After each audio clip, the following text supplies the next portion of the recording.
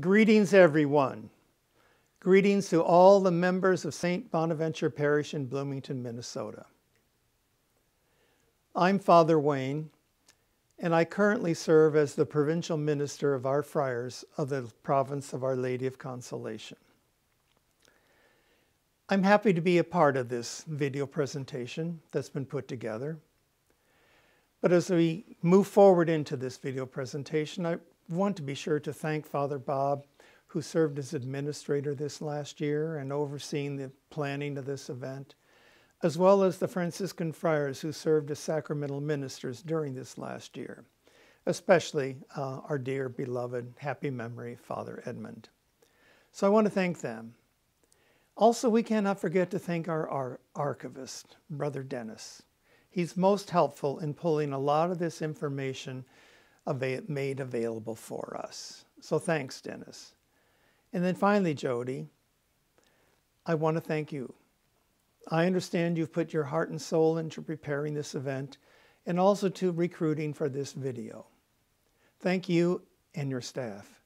And as we move forward, I also want to be aware and thankful for another group of people who've been especially close to us, although not so much in a public way. And I'm referring to the secular Franciscan order that's connected, in some way at least, of Saint Bonaventure Parish. The secular Franciscans are part of the Franciscan family in a canonically established order. And they are indeed our brothers and sisters who serve in the world as lay people, following the Franciscan spirit. They've been part of our lives there at Saint Bonaventure, and we're grateful for that. So I also thank them for their presence to our friars. I simply wish to send a few greetings and maybe a few memories because we're getting a lot of them these days. I remember when I first heard about Minnesota, like in real life, and that was when I was a student here at Mount St. Francis a long time ago, actually in the 50s, and I heard stories about this new seminary up in Chaska, Minnesota, with friars studying theology, and I thought, wow, that's really something. And then, at the same time, around those same years, I heard stories about those same friars are beginning a new parish right nearby in Bloomington, Minnesota. And I remember the excitement of that among our friars. And then, it happened so quickly. In '59, the friars agreed, yes, with the bishop, we go ahead. And 6 months later, there was the first Sunday community mass of this new parish. And a year later, there were basically in the church really fast-moving action, which said something about the energy of the friars and the energy of that initial community at Saint Bonaventure's. So we're kind of proud of that legacy. And you know, that's so important, that kind of energy, because really, faith is not taught, folks. Faith is caught. And it's only caught with the passion of a community that together gives witness as a community. And it seems to me, at least in those early years, this was a vital part that got that parish of Bloomington started. And then a little later, I heard other stories about those friars in Minnesota.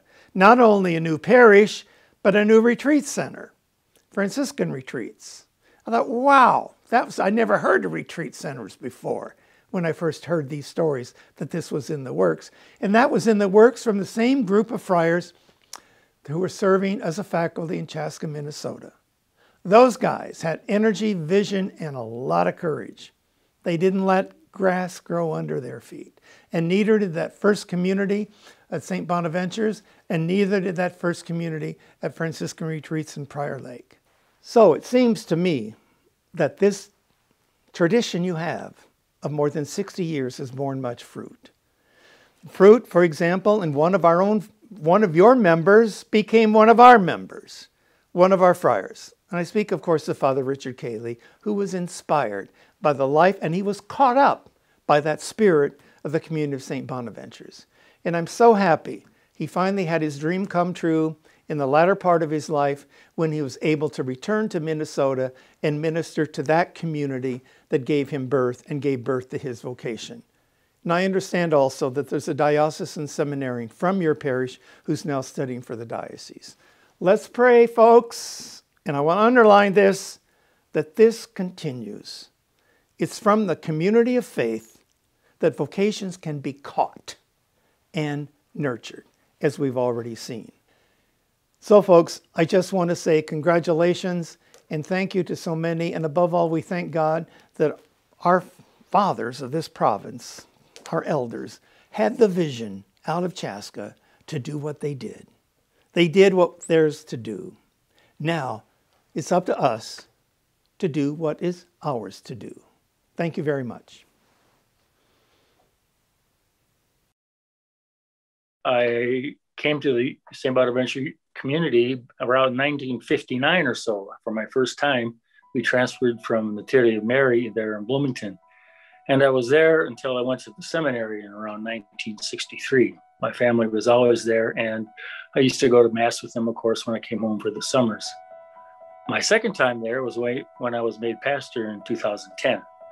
And it was like a coming home to me. I just felt like I'm with more of my people. And there are a few people there that still remember me, but I still remember the community. And it was just a great thing for me to be back there. Friars started the parish in 1958, and I was there almost at the beginning. And I was really glad to be there again on my home turf.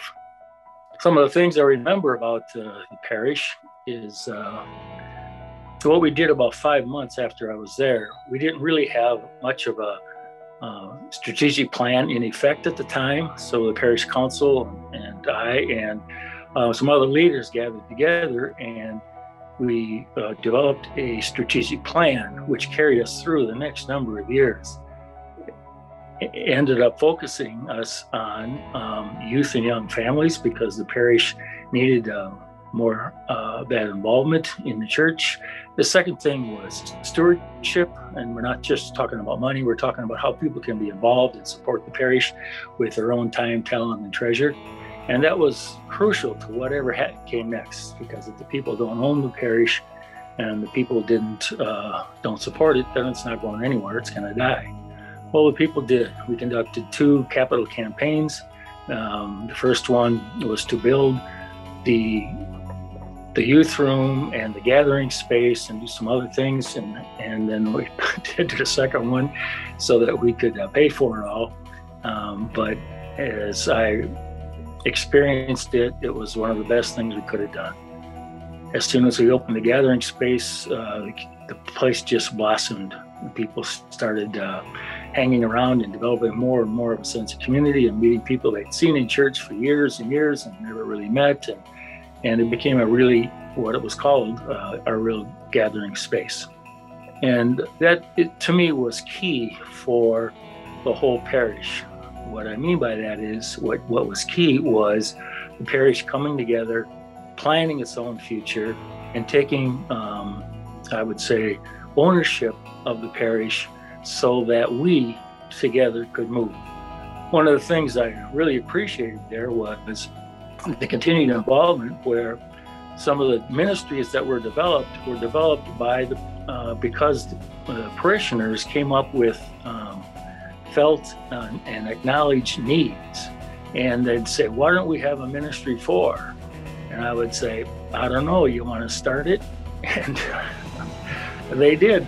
So one of the examples of ministry that arose was that some of the people I knew when I was a kid there were now too old to get to church on their own. So somebody said, "Well, why don't we have a bus ministry?" And I said, "Well, why don't you start one?" And they did. We had another indication where some people said, "There's nothing here for the single people and maybe midterm young adult kinds of folks. So we need something more social." And I said, "Well, let's start it." And he did. And what it really did was brought the community alive. I know when I was young there, we used to have parish dances and parties and all sorts of things. And that somehow, for one reason or another, died out for the years. And now it came back, and it was obviously a need. I put another staff member to help make all that happen. And the staff member said to the leader, he said they wanted to do a cruise on the St. Croix, dinner cruise on the St. Croix. And he said, you'll never get 50 people. Well, he said, we'll see. We got 120.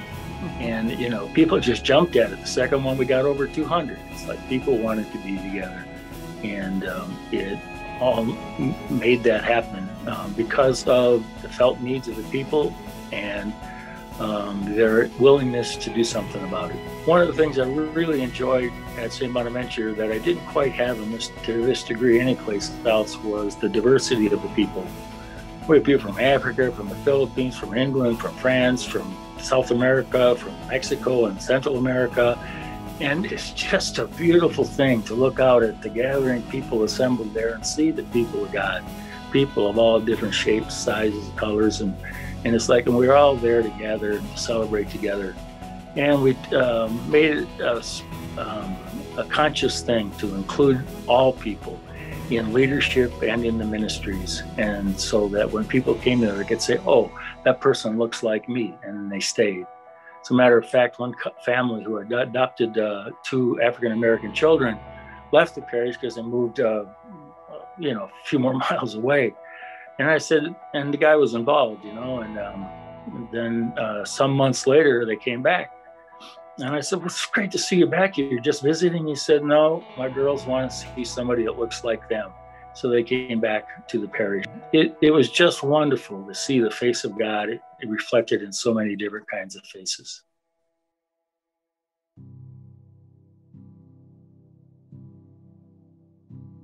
The Franciscans lead from the bottom up. They are true servants. When you hear the term servant leadership, I think of the Franciscans. We work side by side. It's not the pastor, the associate. It didn't feel hierarchical at all. It was very, everybody was on an equal playing field, and they made us all better because they were able to do that. I think they brought out gifts and strengths that I know for me, I didn't know that I had. My time at Saint Bonaventure Parish in Bloomington, Minnesota involved a lot of people that network together. And it's not just because they like each other, they do, but they carry on the mission of the church, where they truly are connected with one another and grab other people and pull them into that community. I remember coming into the church, attending the Mass, and feeling I am at home. To be part of the Franciscan parish has been a blessing to me. It's just the people there. The people were so welcoming and friendly. And I remember, when I was there, I always would hear the phrase Minnesota nice. And there's a lot to that, but the people were even nicer at Saint Bonaventure. The parish has just such an amazing energy, and the Franciscans just bring such a amazing outreach to build a sense of community and a sense of friendship and care across the whole parish life. Well, I think Saint Bonaventure gave me life in my parish ministry, which I carried with me for 50 years altogether. Very welcoming, and they just have set this atmosphere of like the parishioners all looking out for each other and the spirit of generosity. And there's a special feel here at Saint Bonaventure, and I think it's, like I said, because of the friars and their faith, their love of the Lord, and maybe their humility. I think that's really another big thing that I just think they're very humble, they're very real, and I've just always appreciated that. It's been a privilege to have them here this whole time. I wouldn't have been like the Catholic I am today, so yeah. People understand that the grace flows both ways, and it has been flowing both ways for decades. It's not so much that the friars have graced our presence upon Saint Bonaventure, but that the people themselves have graced us friars with their goodness. It's been very nourishing. And I think the friars are going to miss that kind of community. Treasured among us with devotion, goodness, and wisdom to share. Every year, every moment, we were blessed and supported with your gentle care. Our hearts are forever full of thanks and love, designed by the lasting impact of God's presence above. Yours truly, MC Marlis Claire Cole. I hope they remember us fondly. really. I hope they keep the faith. Hope that they get back and they understand how much they meant to us and how grateful we are for everything they've done over the previous decades, and hope that everyone in the parish continues that sense of community and that sense of service and strength during this transition, and just have the faith that this is the path that we're going, and we're on the right path, and the foundation has set us up for great success. My hope for your future is that you continue to grow. For the friars, I hope and pray that God will send many young religious men to the order who will be dedicated as the priests that I have known, priests and friars, I should say. That's my wish for the Conventual Franciscans, that they will flourish. But I really hope that the parish, there will be this communal environment. Embrace the gifts that we will be leaving, and also embrace the feelings. Well, I hope that they continue to expand and grow and be as active, to believe in God and to believe in one another, and to go out and be witnesses to the gospel. The friars have been, in their style of servant leadership, they lead from the bottom up. So they empower parishioners and staff to take responsibilities for our parish, and I think they're working with us side by side helps us always to look to what the needs are of other people, whether it's in our own parish community or the wider community of Bloomington. And I think it's very obvious when you look at our passion for social justice ministries, that I think has really grown and blossomed under the Franciscans, and I hope that we will be able to carry that forward and to kind of honor them in that tradition that they have set for us. What I hope for the future is that whatever parish has developed with us and perhaps with our influence in terms of a community feeling to the parish, that it continues to do that, and that they keep involved. It's their parish, and they'll be there longer than any single priest, and to continue to offer their leadership, their gifts at whatever level that is. Everybody's got something to give, and if everybody does their part, then I think the parish will be fine. And I also say that because I know the Spirit isn't leaving the parish, just the Franciscans are. And the Spirit continues to work, and I've seen, I felt it so powerfully when I was there, and I have no doubt that the Spirit will continue to lead the parish and to work in and through them. I think that the people of Saint Bonaventure's always had a loving heart, giving all the help that they could give us, and all the friars are so grateful for everything that they've given us and to give back to them. Thank you. So I would say my prayers and good wishes and thoughts with the Franciscans that lead here and all in the neighborhood with, and many blessings to all of them. Please don't be strangers here at the retreat house. The friars are only 30 minutes away, and we still want to be a part of your life and hope you'll be a part of our life. Thank you. Thank you for being part of Saint Bonaventure's. Thank you for allowing me to share in that time. Each of them brought unique gifts, and I think each of them left a piece of that with us that made us better as a parish, and something we are forever grateful for. As Franciscans, you friars have been trying to imitate St. Francis, and he was a man in love. He was a man who was in love with God, and so just thank you for laying down your life to be priests of Jesus Christ, and to be to follow St. Francis. I would like to tell the people of Saint Bonaventure, thank you for the many gifts that you share with one another and with the friars. I want to say persevere with the many challenges that may lay ahead, because that's actually what helps us to grow in our relationship with the Lord and with one another. And simply, I just find it amazing how God just continues to place us and encounter different people at different times in our lives. I think there's a reason for it. It's very rich. It may be sad whenever these times close, but it's simply because, how do I say this? It's sad because something great happened. And so that's just proof that there was goodness there, and we need to cherish that.